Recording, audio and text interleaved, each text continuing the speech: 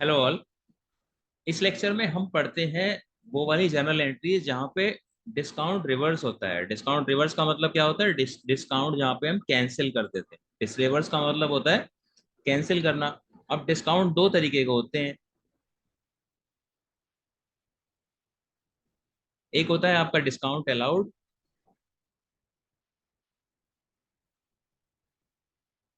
और एक होता है आपका डिस्काउंट रिसीव्ड। तो डिस्काउंट अलाउड और डिस्काउंट रिसीव्ड हम लिखते हैं जब भी हमें डिस्काउंट मिलता है, तो डिस्काउंट रिसीव्ड लिखते हैं। जब भी हम डिस्काउंट देते हैं तो हम लिखते हैं डिस्काउंट अलाउड। हम खाली डिस्काउंट नहीं लिखते हैं, क्योंकि अगर खाली डिस्काउंट लिखेंगे तो ये दोनों मिक्स हो जाएंगे। ठीक है। और कोई भी बिजनेस ये जानना चाहेगा कि उसका पूरा डिस्काउंट अलाउड कितना है, डिस्काउंट रिसीव्ड कितना है, जिससे कि उसको ज्यादा इंफॉर्मेशन मिले। ठीक है। तो मान लो आपका डिस्काउंट रिसीव्ड है 1000 और डिस्काउंट अलाउड है 1500। ठीक है। तो दोनों चीजें अगर अलग अलग लिखी हुई हैं तो आपको पता है आप इसको कंट्रोल कर सकते हो, क्योंकि एक बिजनेस चाहेगा कि डिस्काउंट रिसीव्ड उसका ज्यादा हो और डिस्काउंट अलाउड उसका कम हो। ठीक है। तो इस तरीके से इन दोनों को हम अलग अलग दिखाते हैं। और अब इन दोनों को अलग अलग दिखाते हैं तो ये कौन सी अकाउंटिंग कंसेप्ट को हम फॉलो करते हैं? ये हम फॉलो करते हैं full disclosure principle. Full disclosure principle.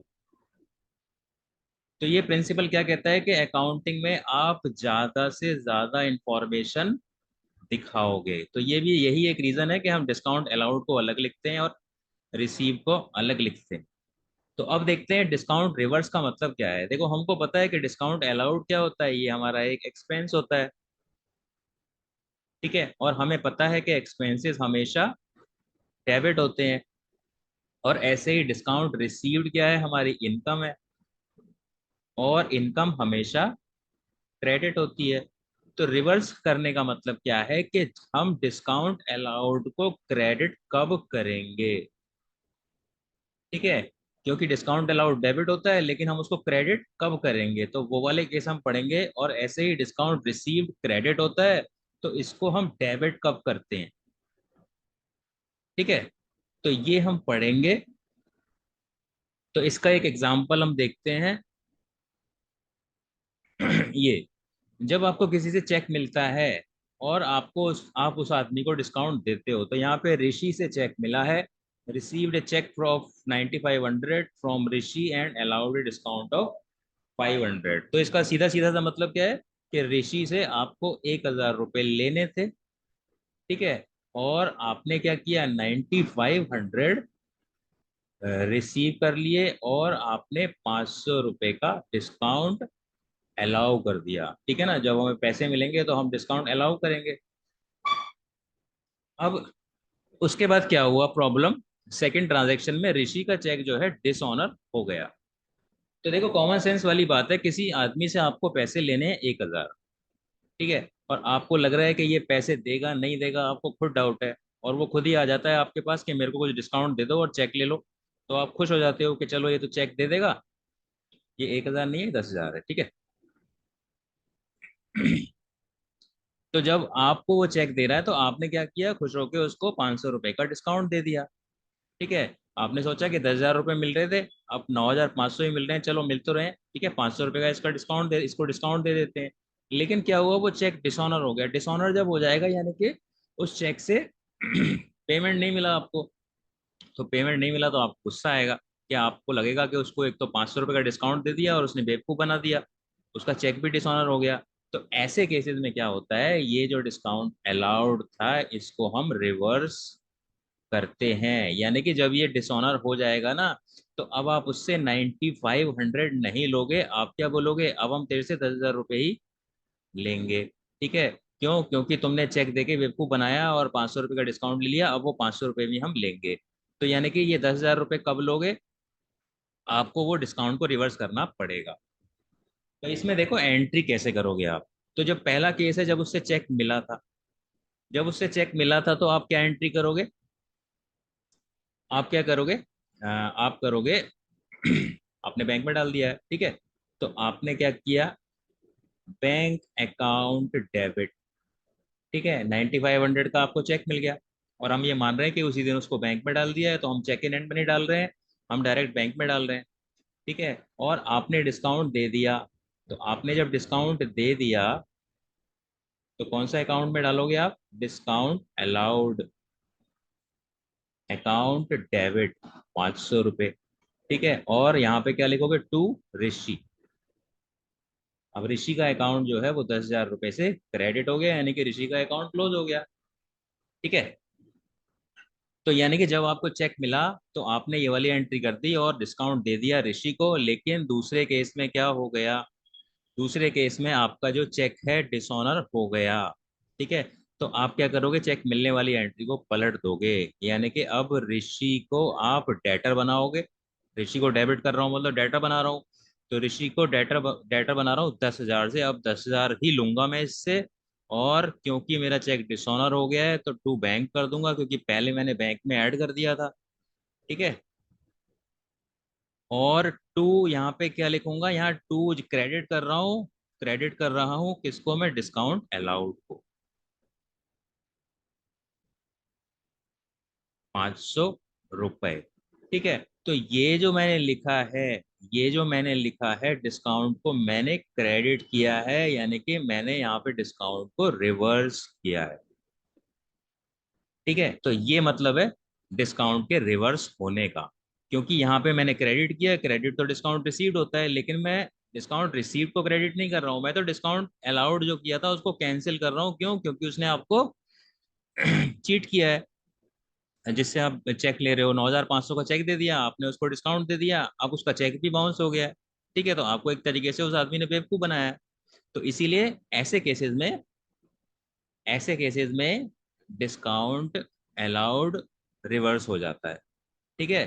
तो यानी कि डिस्काउंट अलाउड रिवर्स कब होता है? व्हेन, आप लिख सकते हो नोट में, when a cheque or bill is received and discount is allowed, and discount is allowed, such discount, such discount is reversed. Reverse का मतलब credited, if if the cheque or bill is dishonoured. Dishonoured का मतलब bounce होना। तो ऐसे cases में हम discount को रिवर्स कर देंगे। क्यों? क्योंकि जब डिस्काउंट दिया गया था तो चेक के अगेंस्ट दिया गया था या बिल के अगेंस्ट दिया गया था। बिल का जो चैप्टर होता है बिल ऑफ एक्सचेंज, ये तो आपके सिलेबस में ही नहीं है। ठीक है। अदरवाइज जैसे चेक रिसीव किया है वैसे ही बिल रिसीव करोगे। ठीक है।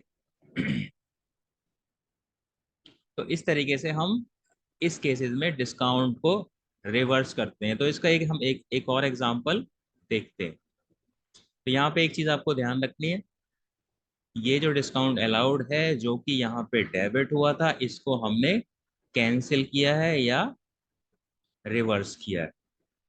ठीक है। इस चीज को आपको ध्यान रखना है, जब भी आपको चेक मिलता है और आप उस समय चेक मिलने के टाइम पे उसको खुश होकर डिस्काउंट दे देते हो, और वो चेक डिसऑनर हो जाता है, तो वो जो चेक मिलने के टाइम की जो खुशी थी वो क्या है? गुस्से में बदल गई। और गुस्से में जब बदल गई तो आपने क्या किया? वो जो खुश होकर डिस्काउंट दिया था अब उसको कैंसिल कर दिया। तो अब आपको दूसरे आदमी से कितने पैसे लेने हैं? 10,000 ही लेने हैं। और इसका एक और एग्जांपल देखते हैं। इस केस में क्या हुआ है? आपने ऋषि से चेक रिसीव किया 9,500 का, यानी कि देखो, इसको अगर मैं आपको एक्सप्लेन करूं, आपका बिजनेस है ये। ठीक है। और एक है ऋषि। अब ऋषि से आपको चेक मिल रहा है, तो ऋषि से चेक मिल रहा है यानी कि ऋषि आपका डेटर होगा। ठीक है। ऋषि ने आपसे कुछ उधार सामान खरीदा होगा, तो ऋषि से आपको चेक मिला है 9,500 रुपीज का। ठीक है। और 500 रुपये आपने डिस्काउंट अलाउड कर दिया। ये हो गया पहला। अब दूसरे में क्या है? Cheque of Rishi endorse. Endorse का मतलब होता है एक का चेक दूसरे को दे देना। एंडोर्स का मतलब होता है एक तरीके से हस्तांतरण। ठीक है, ट्रांसफर। तो cheque of Rishi endorsed in favour of Muni in settlement of 11,000। तो यानी कि आपको मुनि को पैसे देने थे, मुनि को पैसे देने थे, इसका मतलब क्या है, मुनि से आपने कुछ सामान खरीदा होगा, यानी कि मुनि आपका क्रेडिटर है। ठीक है, तो आपने क्या किया, ये चेक मुनि को दे दिया, 9500 का चेक आपने मुनि को दे दिया, लेकिन मुनि को कितने देने थे, 11,000 रुपए। और जब सेटलमेंट की बात होती है, सेटलमेंट का मतलब क्या है, पूरा हिसाब खत्म। तो यानी कि 9500 का जब आपने चेक दिया मुनि को, तो आपको डिस्काउंट कितना मिल गया, 1500 रुपये आपको डिस्काउंट मिला। ठीक है, अब ये आपने मुनि को चेक दे दिया, मुनि ने आपको 1500 का डिस्काउंट दे दिया, मुनि ने 9500 का आपसे चेक ले लिया। अब क्या हुआ, थर्ड ट्रांजैक्शन में यानी कि तीसरे दिन का हुआ, चेक ऑफ ऋषि डिसऑनर, ऋषि का चेक डिसऑनर हो गया, यानी कि ऋषि ने मरवा दिया। ठीक है, तो ऋषि ने जब मरवा दिया तो क्या होगा, अब आप ऋषि से कितने पैसे लोगे, ऋषि को तो 500 का डिस्काउंट दिया था, वो कैंसिल करोगे, तो यानी कि अब आप ऋषि से कितने लोगे, अब आप ऋषि से लोगे 10,000 रुपये। ठीक है, ऋषि से आप लोगे 10,000 रुपये, और आपका भी नुकसान हो गया, आपको जो 1500 का डिस्काउंट मिला था ये भी कैंसिल हो गया, और आप मुनि को अब कितने दोगे, 11,000 रुपये दोगे। ठीक है, तो यानी कि यहाँ पे दो डिस्काउंट कैंसिल हुए हैं, कौन कौन से कैंसिल हुए हैं, एक तो ये 500 रुपये का जो आपने दिया था ऋषि को डिस्काउंट, वो रिवर्स होगा, और जो आपको ये 1500 का डिस्काउंट मिला है वो भी रिवर्स होगा। ठीक है, तो ऋषि ने क्या है, अपना भी नुकसान करवा लिया, अपना 500 रुपये का डिस्काउंट का नुकसान करवा लिया, और आपका भी 1500 रुपये के डिस्काउंट का नुकसान हो गया। तो अब इसकी एंट्री आप कैसे करोगे, ये देखते हैं। तो पहली एंट्री तो हमें पता ही है, received a cheque of 9500 from Rishi and allowed a discount of 500 rupees. तो इसकी एंट्री क्या होगी, अच्छा आपने चेक एंडोर्स किया है ना, तो बैंक में तो डाला नहीं है, तो अब ये बैंक से एंट्री मत करो, इसकी इसकी एंट्री करो आप cheque in hand. Cheque in hand debit, यानी कि ऋषि से आपको चेक मिला है 9500 रुपीज का, और आपने ऋषि को डिस्काउंट दिया है, discount allowed debit 500 rupees to Rishi, 10,000 रुपये। तो ये पहली एंट्री हो गई, ये तो हमने पहले भी सीख रखी है। ठीक है, लास्ट स्लाइड में हमने यही की थी। फिर दूसरी एंट्री क्या होगी, दूसरी एंट्री क्या होगी, ऋषि वाला चेक हमने मुनि को दे दिया, तो मुनि को दे दिया, मुनि इज द रिसीवर, तो मुनि को डेबिट कर दो। ठीक है, मुनि को डेबिट करना है, लेकिन कितने से, 11,000 रुपये से, क्योंकि मुनि के अकाउंट में तो हमें 11,000 रुपये खत्म करने हैं। और हमने उसको चेक कितने का दे दिया, टू चेक इन हैंड, मुनि को कितने का चेक दिया आपने, 9500 का चेक दिया, और मुनि से आपको डिस्काउंट कितना मिल गया, तो मुनि की एंट्री में क्या होगा, यहाँ पे डिस्काउंट रिसीव्ड अकाउंट, यानी कि मुनि से आपको डिस्काउंट मिला 1500 रुपये का। ठीक है, तो मुनि को जो आपने चेक एंडोर्स किया है, यानी कि ये जो चेक आपको मिला था ये आपने मुनि को दे दिया है ना, तो ये 9500 का चेक था, और ये आपने मुनि को दे दिया, और यहाँ आपको 500 का डिस्काउंट मिला था, 500 का डिस्काउंट आपने दिया था, और यहाँ आपको 1500 का डिस्काउंट मिल गया है। ठीक है, तो ये एंडोर्समेंट की एंट्री हो जाएगी। और थर्ड एंट्री, थर्ड एंट्री मैं कहाँ करूँ, थर्ड एंट्री में ऊपर कर देता हूँ। तो अब क्या है, ऋषि का चेक डिसऑनर हो गया। ठीक है, तो ऋषि का जब चेक डिसऑनर हो गया, तो अब आप ऋषि से कितने पैसे लोगे, ऋषि से आप लोगे 10,000 रुपये। तो ऋषि को आप डेबिट करोगे कितने से, 10,000 रुपये से। ठीक है, और आप मुनि को कितने पैसे दोगे, मुनि को आप 11,000 रुपये दोगे, क्योंकि एक बार वो चेक बाउंस हो गया तो वो डिस्काउंट वगैरह भूल जाओ। ठीक है, तो अब आप मुनि को कितने पैसे दोगे, 11,000 रुपये। ठीक है, अब हमें डिस्काउंट को रिवर्स करना है। तो पहला डिस्काउंट कौन सा था, पहली एंट्री के अंदर जो डिस्काउंट अलाउड था 500 रुपये, इसको रिवर्स करो। तो रिवर्स करो मतलब इसको क्रेडिट करो, तो यहाँ पे क्या लिखूंगा मैं, टू डिस्काउंट अलाउड अकाउंट, ठीक है। एक बात आपको ध्यान रखनी है, मैंने डिस्काउंट अलाउड को क्रेडिट किया है। 99% केसेस में डिस्काउंट अलाउड क्रेडिट नहीं होता है, ठीक है, क्योंकि ये एक्सपेंस है। तो डिस्काउंट अलाउड को क्रेडिट कर रहा हूँ, इसका मतलब क्या है, मैं रिवर्स कर रहा हूँ।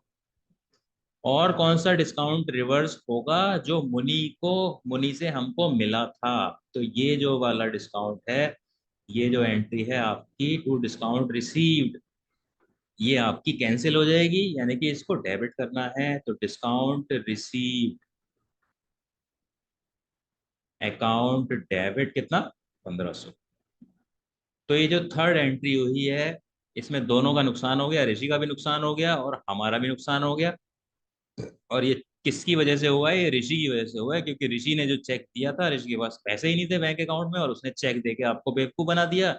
और ना चाहते हुए आपने मुनि को बेवकूफ बना दिया, और वो चेक चेक डिसऑनर हो गया है। तो जब चेक डिसऑनर हो गया है, तो पहले चेक से पहले जितने पैसे देने थे, जिसको जितने देने थे, वो उतने पैसे देगा।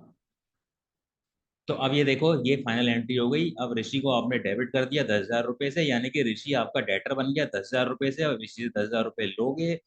मुनि को आपने क्रेडिट कर दिया 11,000 रुपए, यानी कि मुनि आपका क्रेडिटर बन गया है 11,000 रुपए से। अब मुनि को आप 11,000 रुपए दोगे, और ये जो दो डिस्काउंट थे ये रिवर्स हो गए। और देखो, ये एंट्री बहुत रेयर है, और आपको पूरी किताब में एक या दो क्वेश्चन ही मिलेंगे जिसमें इस तरह की चीजें होंगी। लेकिन अगर आपको 100% नॉलेज चाहिए, तो आपको क्या है, हर चीज के बारे में, हर टॉपिक के बारे में पता होना चाहिए। तो ये भी आपको पता होना चाहिए टॉपिक। और आपको, आप देखना, अगर 100 एंट्रियां करोगे तो हो सकता है कि एक या दो ही ऐसी मिलें कि जिसमें कि डिस्काउंट दिया गया है और फिर चेक डिसऑनर हो गया है।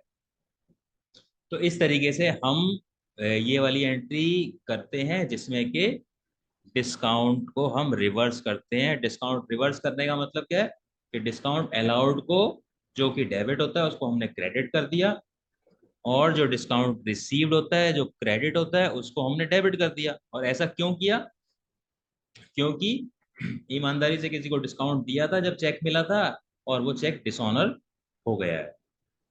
ठीक है, तो इस तरीके से ये वाली एंट्री होती है जब डिस्काउंट रिवर्स होता है। तो सिर्फ इसी केस में आपको क्या मिलेगा, डिस्काउंट अलाउड डेबिट मिलेगा, और डिस्काउंट रिसीव्ड आपको क्रेडिट मिलेगा। ठीक है। अदरवाइज नो, कॉमन सेंस क्या कहती है, डिस्काउंट अलाउड एक्सपेंस से डेबिट होता है। ठीक है। और डिस्काउंट रिसीव्ड जो है, वो इनकम है, क्रेडिट होता है। ठीक है, तो बस यही केसेस है जिसमें कि आपने डिस्काउंट रिसीव को डेबिट किया है और डिस्काउंट अलाउड को क्रेडिट किया है। तो ये चीज़ आपको ध्यान रखनी है। तो बस ये बहुत इंपॉर्टेंट पॉइंट था, जो आपको नॉर्मली देखने को नहीं मिलता है बुक्स के अंदर। So that is it for this lecture, thank you.